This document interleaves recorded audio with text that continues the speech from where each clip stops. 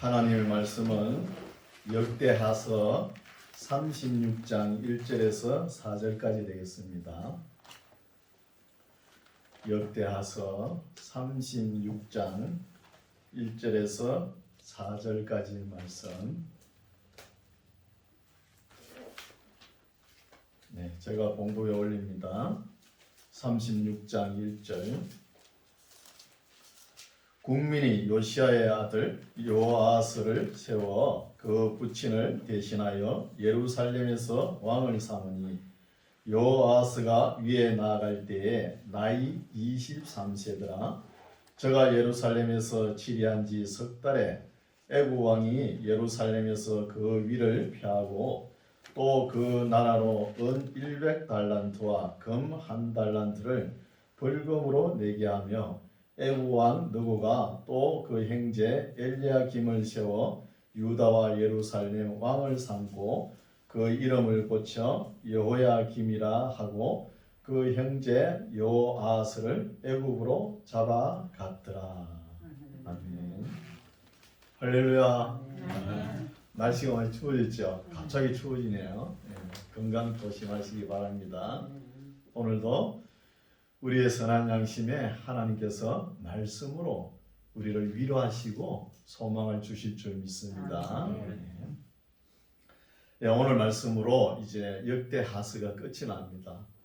역대하서 이제 끝나면은 하나님을 잘 경외하고 복받은 사람들의 이야기도 들어봐야 되겠죠. 그게 뭐냐? 시 같습니다.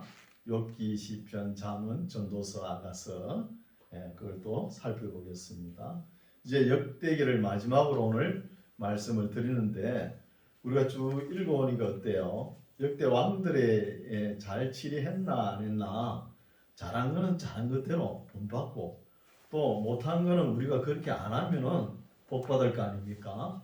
이런 것을 잘 알고 우리의 신앙 생활에 또한 우리의 인생길에 하나님의 말씀이 늘 이 요시야 왕이 청년 때 26살 때 왕이 집권한 지 18년째 그때 유월절을 지키는 거예요.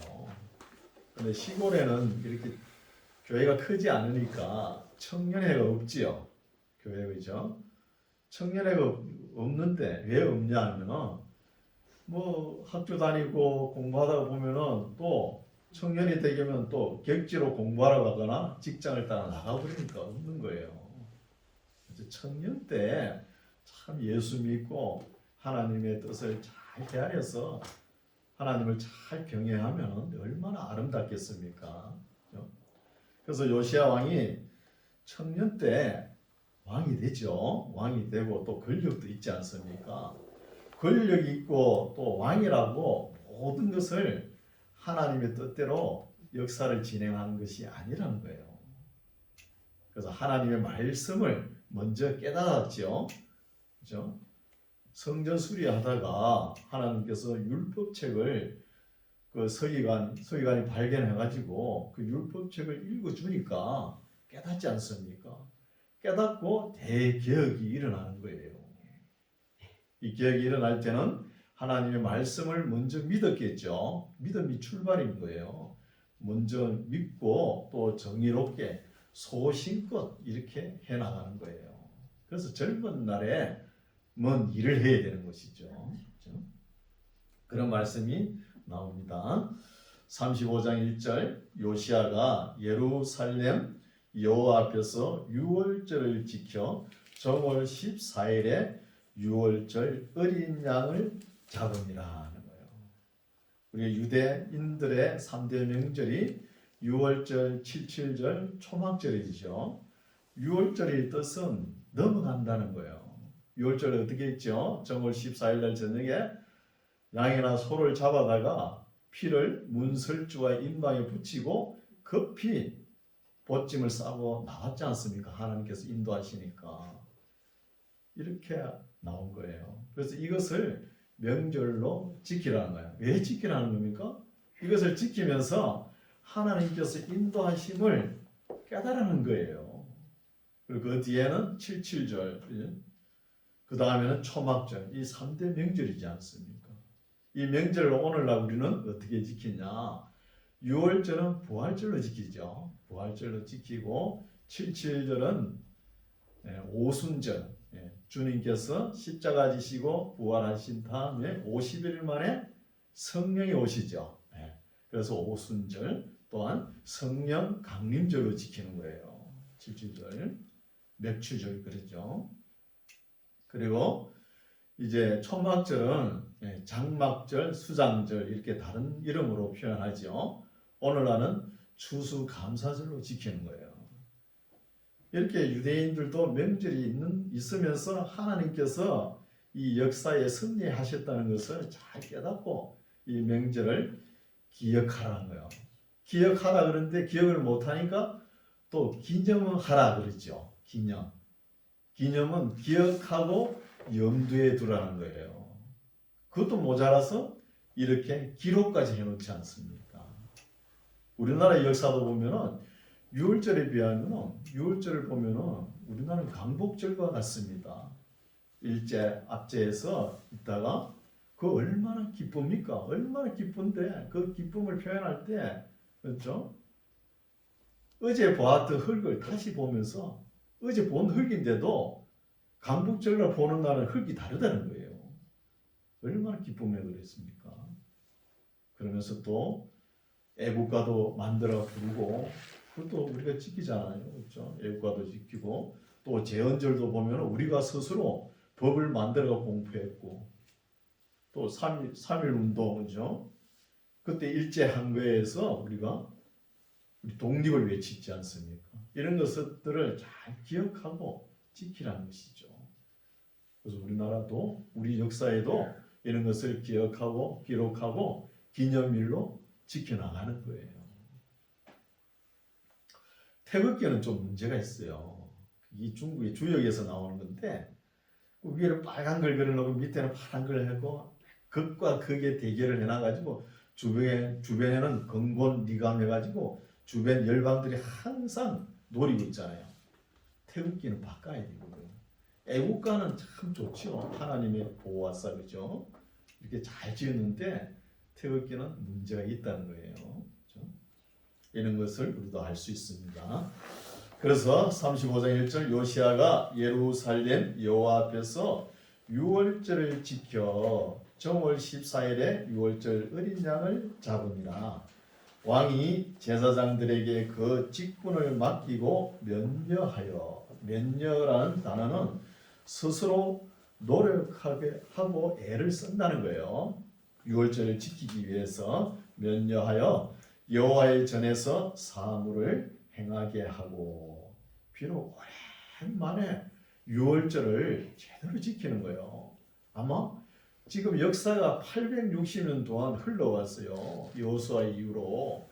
그러면서 다윗 시대도 사사 시대도 여호수아 시대 이후로 그 전에는 지켰지만 이후로는 제대로 지키지 못했어요. 다윗 시대도.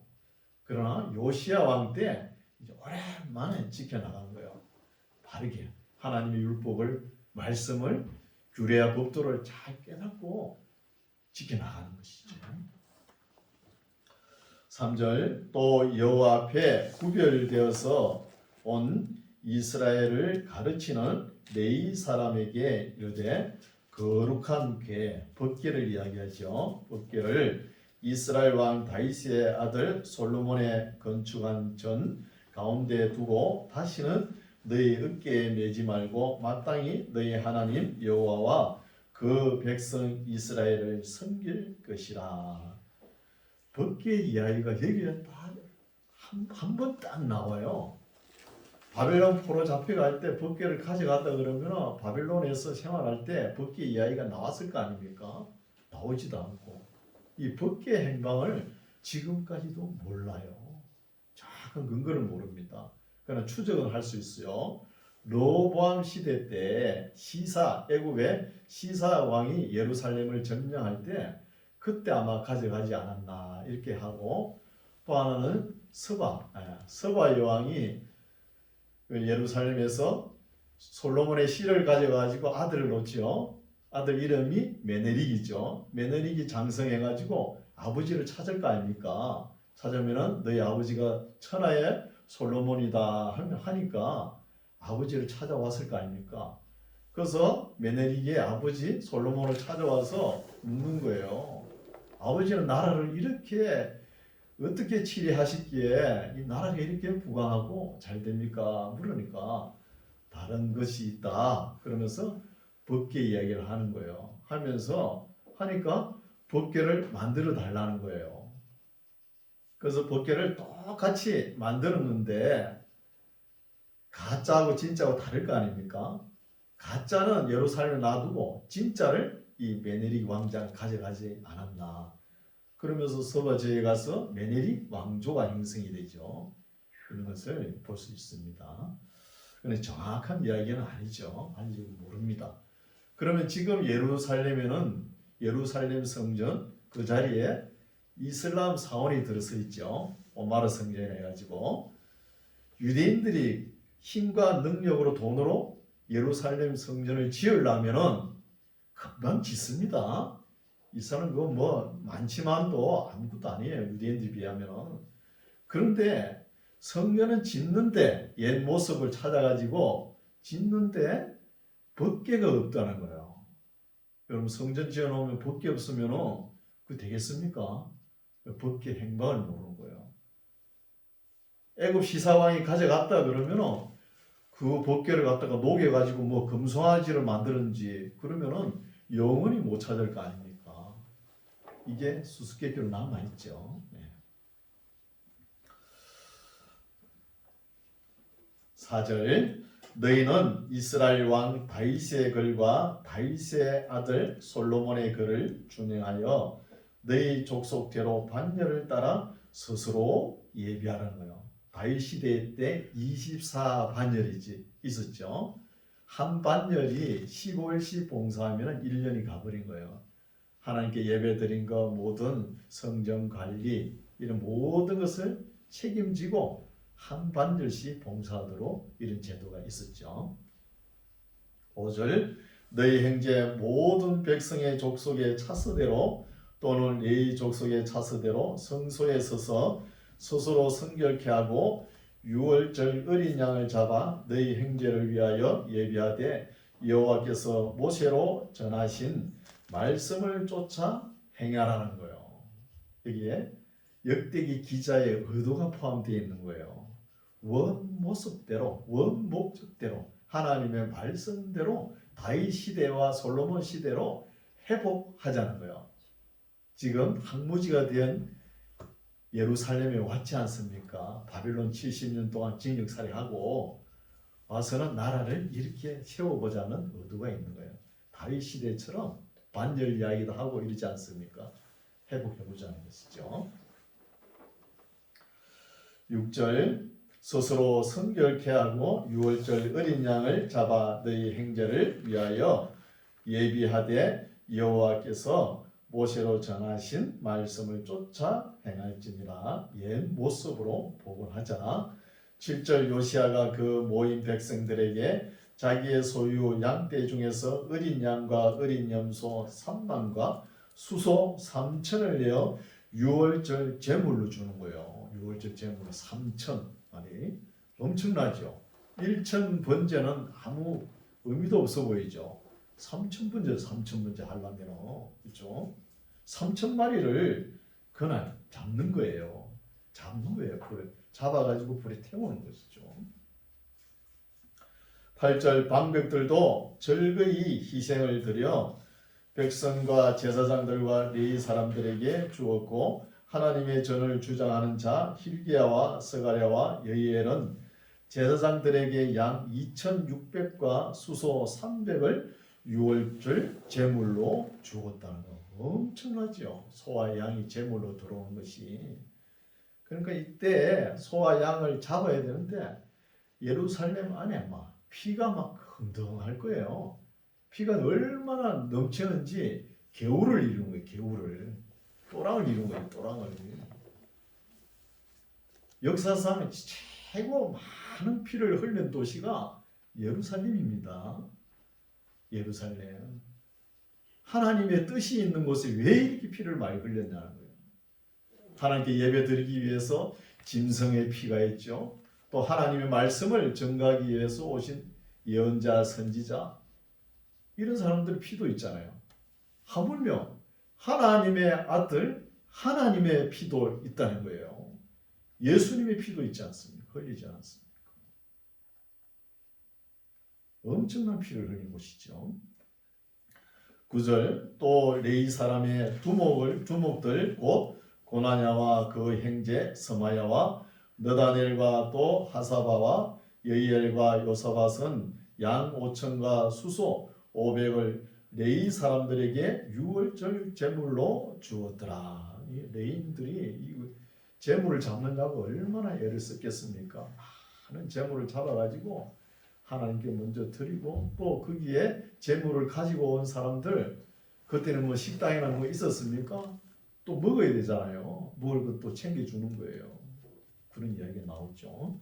10절, 이와 같이 성결일이 구비함에 왕의 명을 쫓아 제사장들은 자기 처소에 서고 레위 사람들은 그 반열대로 서고, 다윗 시대처럼 반열대로 회복하는 것이죠. 서고 유월절 양을 잡으니 제사장들은 저희 손에서 피를 받아 뿌리고, 또 레위 사람들은 잡은 짐승의 가죽을 벗기고 그 번제물을 옮겨 족속의 차서대로 모든 백성에게 나누어 모세의 책에 기록된 대로 여호와께 드리게 하고, 소도 그와 같이 하고, 이에 규례대로 유월절 양을 불에 굽고 그 나머지 성물은 솥과 가마와 남비에 삶아 모든 백성에게 속히 분배하는 거예요. 백성들이 제물을 가져오느냐고 유월절 명절 지키러 그 반경 80리에 있는 사람들 다 몰려왔을 거 아닙니까? 오면 배가 고프잖아요. 그냥 빨리 잡아가지고 먹게 하는 거예요. 14절, 그 후에 자기와 제사장들을 위하여 준비하니 이는 아론의 자손 제사장들이 번제와 기름을 저녁까지 드리고, 고로 레위 사람들이 자기와 아론의 자손 제사장들을 위하여 준비함이더라. 아삽의 자손 노래하는 자들은 다윗과 아삽과 헤만과 왕의 선견자 여두둔의 명한 대로 자기 처소에 있고, 문지기들은 각 문에 있고 그 직임에서 떠날 것이 없었으니 이는 그 형제 레위 사람들이 저희를 위하여 예비하였음이더라. 레위 지파 사람들이 하나님께 바친 제물을 잡아다가 또 성가대 노래하는 사람들도 챙겨주는 것이죠. 그날 예배를 위해서 봉사하는 손길들 배가 고플 거 아닙니까?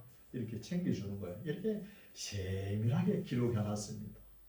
왜 이렇게 역대기사 세밀하게 기록해놨냐면 원 모습대로 회복해보자는 것이죠. 원 모습대로 예배라든지 하나님을 어떻게 섬기는 건지, 옳은 것인지 기독교의 본질로 돌아가자는 거예요. 본질로.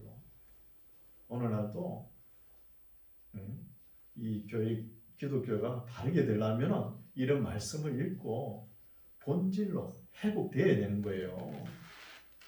한때는 또 이 교회가 교회 세상 기업처럼 교회 집사님, 장로님, 권사님 직분을 다 없애버리고 국장, 실장 이런 계급으로 피라미드로 해가지고 실적주의로 이렇게 나간 경우가 있었잖아요. 그 위험합니다. 그게 뭐예요? 세상의 길이잖아요. 세상의 길. 실용주의, 실적, 성과주의로. 아니 하나님께서 주신 직분들을 다 없애버리고 국장, 과장, 사장 이런 명칭을 쓰는 거예요. 이런 때도 있었죠. 조심해야 됩니다. 지금도 그런 교회가 있는지 모르겠어요.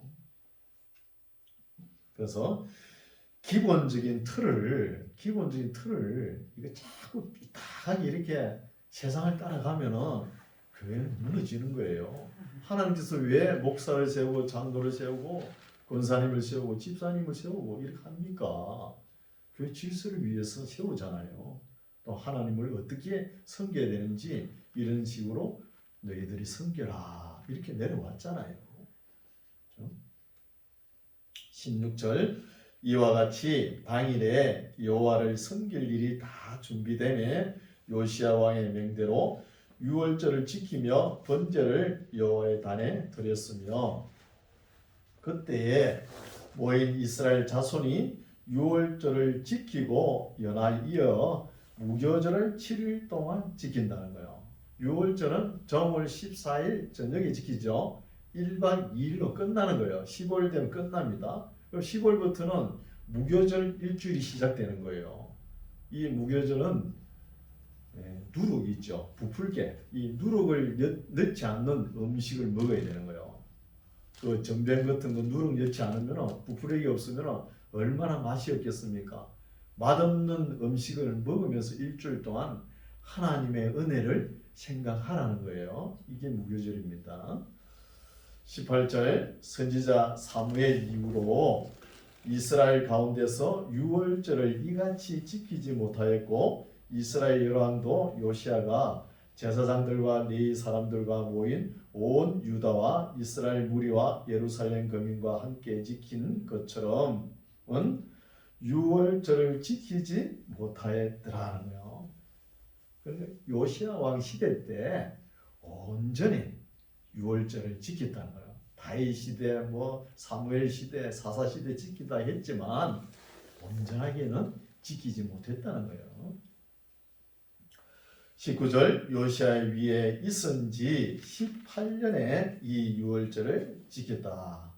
20절 이 모든 일 후 곧 요시야가 성전을 정돈하기를 마친 후에 애굽 왕 너고가 유브라데 강가에 갈급 이슬을 치러 올라온 고로 요시야가 나가서 방비하였더니 이제 또 문제가 생기죠. 지금까지 요시야 왕이 하나님의 말씀을 깨닫고 대개혁이 일어나고 하는 일마다 다 형통하게 하나님께서 함께 하여 주셔가지고 잘 되었잖아요. 잘 되었는데 요시야 왕이 실수를 하는 거예요. 어떤 실수냐 하면은 잠언서에 보면은 남의 일에 간섭하는 자는 계기를 잡아당기는 자다 이런 말씀이 있어요. 괜히 남의 싸움에 간섭하면은 계기를 잡아당기면 어떻게 합니까? 개가 물잖아요. 간섭할 이유도 없는데 그 유브라데 강가 갈급 미스를 향해서 그 애국 군대 바르노고가 아수르하고 전쟁을 하기 위해서 이 남쪽 머깃도 지역, 머깃도 골짜기를 잠깐 통과하는 거예요. 통과한다고 우리 땅 통과한다고 요시야 왕이 가가지고 전쟁을 하려고 그런 거예요. 그래서 하나님께서 비록 애국 왕 바로노고 입에 하나님께서 말씀을 심어주는 거예요. 우리가 저 사람은 세상 사람인데 왜 나에게 이런 말을 하지? 이런 것도 한번 생각해 봐야 돼요.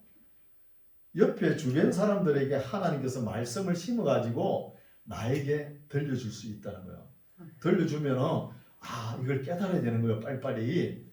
그걸 갖다가 깨닫지 못하고 자기 고집대로 요시야 왕처럼 하나님께서 이때까지 함께 하셨는데 계속 함께 하시겠지 하면서 끝까지 자기 고집으로 밀고 나가면은 어떻게 되는지 말씀에 나오는 거예요. 살펴봅시다. 21장 애굽 왕 바로노고가 요시야에게 사자를 보내어 가로되 유다 왕이여 내가 그대와 무슨 관계가 있느뇨? 내가 오늘날 그대를 치려는 것이 아니요 나로 더불어 싸우는 족속 아수르 나라죠. 족속을 치려는 것이라. 하나님이 나오죠. 하나님이 나를 누구를 애굽 왕 바로노고를 명하사 속히 하라 하셨은즉 하나님이 나와 함께 계시다는 거예요. 누구하고? 요시야 왕하고 함께 계시는 게 아니고 애굽 왕 바로노고와 함께 계시다는 것이죠. 계시니 명하사 속히 하라 하셨으니 나와 함께 계시니 그대는 하나님을 요시야 왕 보고 그대는 하나님을 거스르지 말라 그대를 멸할시까 하노라 하는 거예요. 여러분 사람 입에서 하나님의 말씀이 나오는 거예요. 그러면 바로 누구 애국 왕 입에서 항상 하나님을 섬기지도 않고 경외하지도 않는 사람 입에서 하나님 말씀이 나오게 하는 거예요. 나오게 해가지고 요시야 왕을 깨닫게 하려고 하는 거예요. 그러나 요시야 왕은 끝까지 자기 고집을 부리다가 죽음을 맞이하는 거예요. 멸하실까 하노라 하나 22절 요시야가 몸을 돌이켜 떠나기를 싫어하고 변장하고 싸우고자 하여 하나님의 입에서 나온 바로 너고의 말을 듣지 아니하고 무깃돌 골짜기에 이르러 싸울 때에 하나님 말씀을 거역했죠. 깨닫지는 못한 것이죠.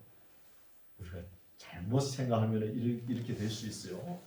저 사람은 예수도 믿지 않고 하나님의 말씀도 아무것도 모르는 사람인데 어느 날 갑자기 할렐루야 그러면 하나님의 말씀이 이렇다. 그렇게 될 수 있습니다. 그럼 우리가 믿는 사람은 들어야 되는 거예요. 그래서 요시야 왕이 지금까지 잘 해왔잖아요. 자기가 하는 것마다 잘 되거든요. 말씀을 읽고 깨닫고 해보니까 잘 되니까 지금 또 애국 그 막강 군대도 내가 싸우면 이기겠지 하면서 고집을 부리는 거예요. 고집을. 여러분 교회도 목사님 혼자 계속 고집 부리면 교회가 문제가 있습니다. 예. 또 장로님이 또 고집 부리면 또 문제가 되고 그래야 교회가 막 헛듯이 오르잖아요. 미국 사람들이 제일 싫어하는 게 한쪽으로 편견, 치우치는 거 싫어하죠. 너무 외골수, 편견되는 것도 문제가 있다는 것입니다. 23절 활 쏘는 자가 이제 무기도 골짜기에서 애굽을 상대로 싸우죠. 활 쏘는 자가 요시야 왕을 쏜지라 왕이 그 신복에게 이르되 내가 중상을 당하였으니 나를 도와 나가게 하라. 그 신복이 저를 요시야 왕을 병거에서 내리게 하고 저의 복은 병거에 태워 예루살렘에 이른 후에 저가 요시야 왕이 죽으니 그 열조 멸실에 장사하니라.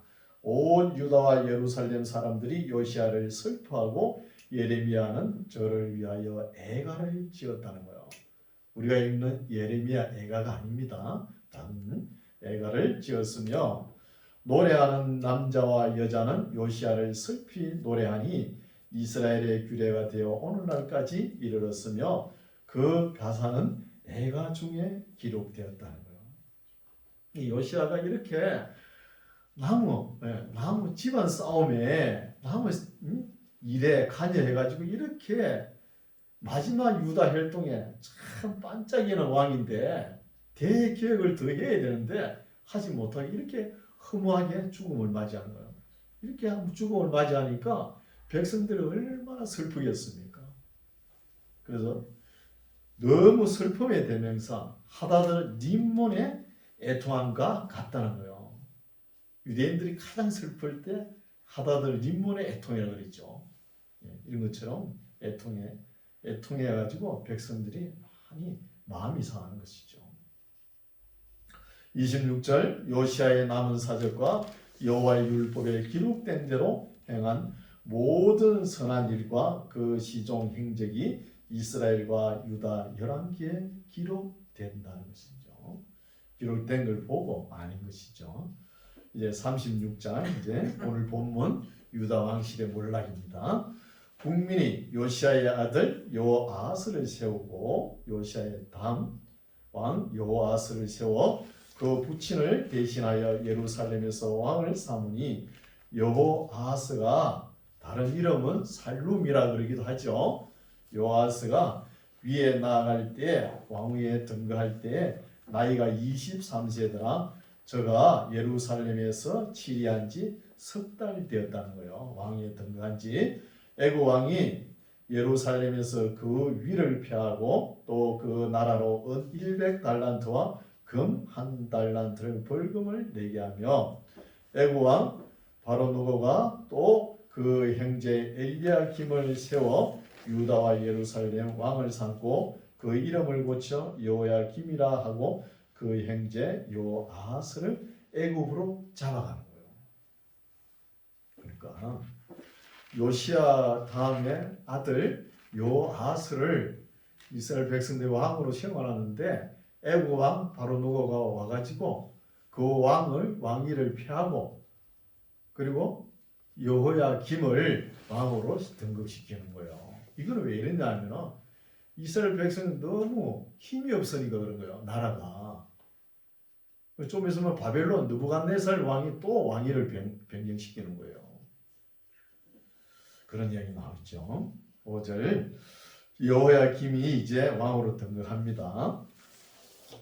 요아하스는 애굽으로 잡혀가고 석 달 만에 여호야김이 위에 나아갈 때 나이 25세라 예루살렘에서 11년을 치리하며 그 하나님 여호와 보시기에 악을 행하였더라.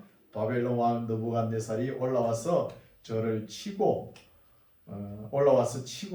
저를 쇠사슬로 결박하여 바벨론으로 잡아갔다는 것이죠. 여기서 절을 하는 것은 여호야김 왕을 바벨론으로 잡아갔다는 이야기가 아니고 이때 1차 포로된 사람들이 있어요. 다니엘입니다. 다니엘과 세 친구 있죠. 사드락과 메삭과 아베노고 이 세 친구 이야기를 하는 거예요. 이때가 여호야김 3년 때 잡혀가는 거예요. 왕으로 등극한 지 3년 때 잡혀갑니다.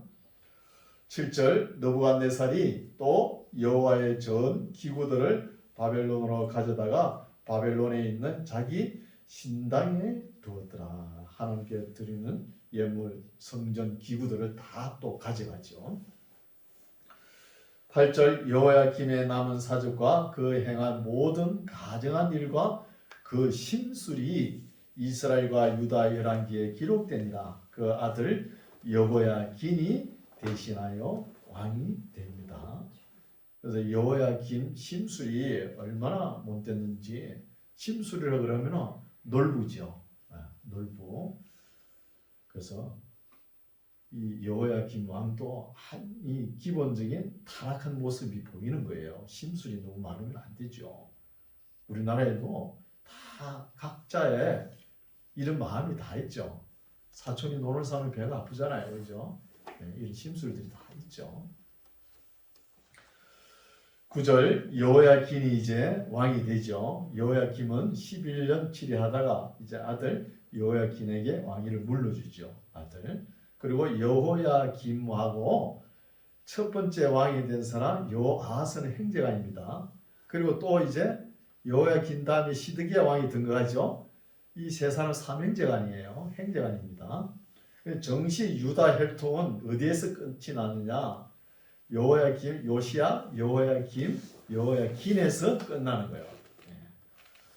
9절 여호야긴이 위에 나아갈 때 나이가 8세라 8살 먹은 사람이죠. 예루살렘에서 석 달 열흘을 치리하며 여호와 보시기에 악을 행하였더라. 최초의 느부갓네살이 보내어 여호야긴을 바벨론으로 잡아가고 여호와의 전에 귀한 기구도 함께 가져가고 그 아잡이 시드기야를 세워 유다와 예루살렘 왕을 삼았다는 거예요. 시드기야는 다른 이름으로 마따냐죠. 마따냐 그러기도 합니다. 그래서 처음에 왕대에서는 요아하스는 애굽의 바로누고 왕이 와가지고 그 왕위를 폐하고 그 형제 여호야김을 왕으로 세웠잖아요. 세우고 또 지금은 그죠? 지금은 뭐냐 하면은 여호야김 아들 여호야긴을 왕으로 세워놨는데 바벨론 왕 느부갓네살이 와가지고 여호야긴을 바벨론으로 잡아가고 그 아잡이 되는 시드기야 왕을 왕위로 세우는 거예요. 나라에 힘이 얼마나 없었으면 주변 나라 열가 왕들이 와가지고 왕위도 왕권도 말이 자기 마음대로 주물럭거리는 것이죠. 이런 것을 볼 수 있죠. 주권을 잃어버리면 이래 되는 것이죠. 그 아잡이 시드기야를 세워 유다와 예루살렘 왕을 삼았더라. 그래서 이때 여호야긴이 바벨론으로 잡혀갈 때 이게 2차 포로입니다. 2차 포로 이때가 언제냐? BC 597년 다니엘이 잡혀갈 때는 BC 606년입니다. 여호야김 왕 때. 여호야김 3년 그때 606년이고 9년 뒤에 597년에 여호야김이 바벨론에 잡혀가잖아요. 이때 잡혀간 선지자가 에스겔입니다. 에스겔 선지자. 이 역사를 보면 알 수 있죠. 11절 이제 시드기야가 위에 나아갈 때 나이 21세라 예루살렘에서 11년을 치리하며 그 하나님 여호와 보시기에 악을 행하고 선지자 예레미야가 여호와의 말씀으로 일러도 그 앞에서 경비치 아니하였으며 예레미야는 나이가 너무 많아요. 이 시드기야는 나이가 젊잖아요. 젊은데 아버지 뻘 때는 예언자가 외치면 좀 들어야 되잖아요. 끝까지 말을 안 들어요. 바벨론 군대가 쳐들어온다. 바벨론 군대가 들어오면 항복하고 순종하라. 이 말이잖아요. 끝까지 버티고 있다가 눈알이 뽑혀가지고 질질 끌려가잖아요. 두 아들도 죽고. 13절 느부갓네살 왕이 저로 그 하나님을 가리켜 명색케 하였으나 저가 배반하고 목을 곧게 하며 마음을 강팍케 하여 이스라엘 하나님 여호와께로 돌아오지 아니하였고 제사장의 어른들과 백성도 크게 범죄하여 이방 모든 가증한 일을 본받아서 여호와께서 예루살렘에 거룩하게 두신 그 성전을 더럽게 하였으며 그 열조의 하나님 여호와께서 그 백성과 그 거하는 곳을 아끼사 부지런히 그 사자들을 그 백성에게 보내어 이르셨으나 많이 보냈죠. 예레미야 선지자 말고도 앞에 많이 보냈잖아요. 그 소리를 듣지 않고 16절 그 백성이 하나님의 사자를 비웃는 거예요. 대표적인 선지자 예레미야를 막 비웃죠.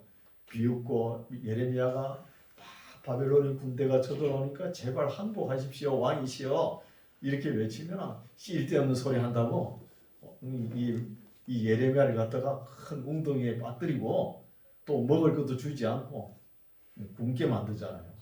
그리고 때리고 또 이러잖아요. 그 백성이 하나님의 사자 예레미야를 비웃고 말씀을 멸시하며 이게 제일 큰 죄죠. 말씀을 멸시하는 거 하며 그 선지자를 욕하여 여호와의 진노로 그 백성에게 미쳐서 만회를 할 수 없게 하였다는 거예요. 돌아올 수 없는 길까지 도착해버린 것이죠. 돌이킬 수 없는 그런 길에 막다른 길목에 도착한 것이죠. 그래서 돌이킬 수 없을 때까지 가면은 하나님의 진노가 바로 임하는 거예요. 예언자를 보낼 때 빨리 깨닫고 돌아와야 되는 거예요. 끝까지 자기 고집 부리고 그러면 안 되는 거예요. 그래서 이제 도가 넘쳐버렸죠. 17절 하나님이 갈대아 어디죠? 바벨론 왕이죠. 갈대아 바벨론입니다. 갈대아 왕의 손에 저희를 다 이스라엘 백성을 붙이심에 저가 와서 그 성전에서 칼로 누가 와가지고요? 바벨론 군대가 와가지고 칼로 청년을 죽이며 청년 남녀와 노인과 백발 노옹은 늙은 남자입니다. 할아버지 이런 사람들이죠. 노옹을 긍휼히 여기지 아니하였으며 또 하나님의 전에 대소 기명들과 여호와의 전에 보물과 왕과 방백들의 보물을 다 바벨론으로 가져가는 거예요. 가져가고 또 하나님의 전을 성전을 불사는 거예요. 이때가 어느 때냐? BC 586년 5월 7일에서 5월 10일 사이에 예루살렘이 불탑니다. 성전이. 그리고 4월 9일에는 예루살렘 성벽이 무너지고 그리고 BC 588년 10월에는 예루살렘이 바벨론 군대에 의해서 둘러싸이죠. 이것을 기념하기 위해서 금식일로 정해가지고 지킵니다. 유대인들은 4월의 금식, 5월의 금식, 또 10월의 금식, 또 7월의 금식이 있죠. 7월의 금식은 이스라엘 땅에 남은 사람들을 잘 치리하라고 그 또 지도자를 세워놨는데 그 지도자마저 죽여버리지 않습니까? 그것을 기념하는 것이죠. 19절 또 하나님의 전을 불사르며 예루살렘 성을 헐며 그 모든 궁시를 불사르며 그 모든 기한 기명을 해파하고 무릇 칼에서 벗어난 자를 저가 바벨론으로 사로잡아가매 무리가 거기서 갈대아 왕과 그 자손의 노예가 되어 바벨론 나라의 노예가 되어 바사국 페르시아죠. 바사국이 주재할 때까지 이른다는 것이죠. 바벨론 처음에는 아수르 나라 들어섰다가 바벨론 나라가 신바벨론 나라가 들어섰다가 그 다음에 페르시아 제국이 들어섰죠. 고레스에 인해서. 21절 이에 토지가 황무하여 안식년을 누린 같이 안식하여 70년을 지내었으니 여호와께서 예레미야의 입으로 하신 말씀 그대로 응했다는 거예요. 토지가 이스라엘 백성들이 바벨론에 잡혀간 때가 70년이었죠. 70년 동안 예루살렘에 있는 토지가 이제 안식년을 누리는 거예요. 그럼 안식년이 7년마다 있죠. 7년마다 곡식 심으면 안 되잖아. 쉬니까. 근데 이것이 보면은 지금 출애굽부터 여기까지가 860년간이거든요. 역사를 보면 860년간에 500년은 안식년으로 쉬어야 된다는 거예요. 땅이. 그렇죠? 500년 기간 동안. 그래서 바벨론에서 70년 동안 징역산에 했죠. 거기에다가 7년을 곱해보세요. 490년이 나오잖아요. 490년 동안 땅이 안식했다는 거예요. 땅이 기간을 보면 그동안 안식년 7년마다 지키는데 안식년을 안 지켰다는 거예요. 안식을 안 지킨 대신에 7년마다 70년, 그죠? 이것 동안 계산하니까 그 땅이 안 지킨 만큼 70년 바벨론 잡혀갈 때 그 일수를 계산해가지고 하나님께서 땅을 쉬게 한 것입니다. 맞죠? 7년 동안 하니까. 그러니까 77이 490년이잖아요. 500년 정도 나왔잖아요. 사사시대, 여호시대, 사무엘 그 이후부터 다윗 시대도 하나님 말씀과 규례를 안식년도 이런 것도 안 지켰다는 거예요. 안 지킨 만큼 늘 70년 바벨론 생활하면서 그동안 7년마다 계산하니까 나오죠. 490년 기간 동안 안 쉬은 거 70년 동안 쉬었다는 것이죠. 22절 이제 고레스 칙령입니다. 바벨론도 멸망하고 이제 페르시아 제국이 들어서면서 이스라엘 백성들을 예루살렘으로 돌아가라 이런 거 하나님께서 고레스에게 말씀을 주셔가지고 이스라엘 백성들이 돌아오죠. 1차 포로 기한합니다. 그때가 대제사장 여호수아와 스룹바벨이 1차 포로 기한하죠. 그때가 BC 536년입니다. 22절 바사왕 페르시아왕 고레스 원년에 이 원년이라 그러면은 BC 539년이거든요. 근데 고레스 칙년 38년에 나는 거예요. 8년 538년 원년에 여호와께서 예레미야의 입으로 하신 말씀을 응하게 하시려고 바사왕 고레스의 마음을 감동시키심에 저가 온 나라에 공포도 하고 조서도 내려 가로되 바사왕 고레스는 말하노니 하늘의 신 여호와께서 세상 만국으로 내게 주셨고 나를 명하여 유다 예루살렘에 전을 건축하라 하셨나니 너희 중에 무릇 그 백성된 자는 다 올라갈지어다 너희 하나님 여호와께서 함께 하시기를 원하노라 하면서 칙령을 내리는 거예요. 이것을 성경책에다가 박스로 묶어가지고 고레스 칙령이라 적어놓으면 돼요.